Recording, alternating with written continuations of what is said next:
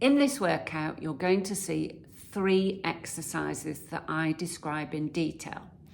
Now, I don't want you doing the exercises during that description. I want you to watch and then pause the video whilst you have a go at the exercise on your own.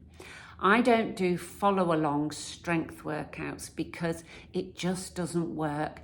Everybody works at a different pace, they do a different number of repetitions, and it's impossible to focus on doing the exercise correctly if you're trying to watch a video at the same time. So exercises 1 to 3, that will complete 1 set. Now, ideally, I would like you to do 3 sets. So each exercise will get done 3 times. How many repetitions do you do? Well, on this challenge, we're just going to say work until you're fatigued. If you are on my paid program, that's different. I do prescribe the number of repetitions. But for ease, on this challenge, we say you work till fatigue. That means you simply haven't got any oomph left to do any more, or you can't do any more repetitions with good form. So you may find your body slumps a little bit, you lose your position, or you start tensing up your shoulders and your neck.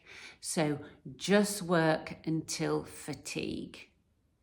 Enjoy your workout and don't forget to put a comment in the group to say it's been done. This exercise is seated leg lift and it's for your hip flexor muscles. So your hip flexors are the muscles here that go from your thigh to your pelvis, here to your hip, and they're responsible for this movement, so hip flexion. And you can imagine that, can't you? They squeeze tight, they contract, and that brings the leg up to this position. But of course we sit a lot in our lives, don't we? When we're sitting, we're in this position, but is the muscle contracting? No, of course it's not. And because we spend a lot of time in that position with just a very lax muscle, it becomes very weak. So let's see if we can strengthen those hip flexors. I want you to sit away from the back of the chair, like this. It's a very simple exercise.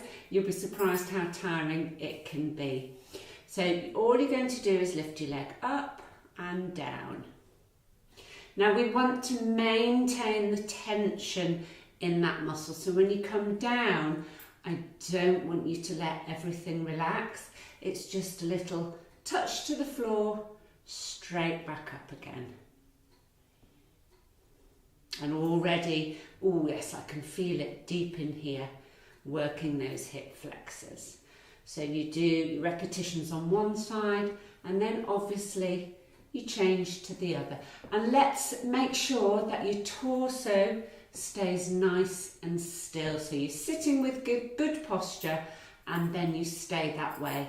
The only movement is going to be from that leg lifting away from the chair.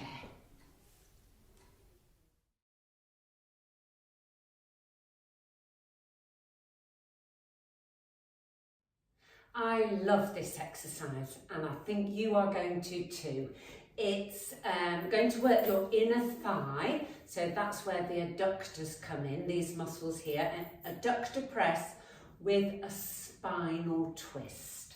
So you need to be sitting on the front of your chair like this, nice and upright, and you're going to place your 2 hands against the inside of your knees. Try and keep your back straight, so don't round over like this, and just push into those hands and you'll feel these muscles on the inside of your thigh switching up. So you're going to do that, and then you're going to take one hand away and you're going to follow that hand with your eyes just to where it's comfortable and back down, all the time keeping that pressure here.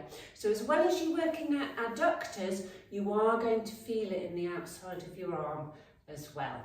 So let's go and let's get a nice bit of flow going. So press, follow your hand, try and turn your thumb behind you, come back down, press on the other side, follow your hand, nice straight arm, and down, press.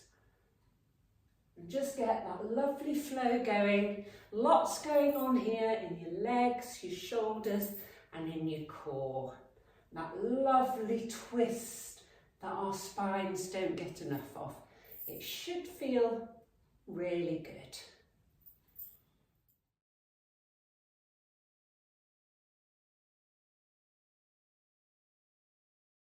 This exercise is single leg balance, and I'm sure you've heard somewhere that standing on one leg is really good for you. Stand on one leg while you're cleaning your teeth.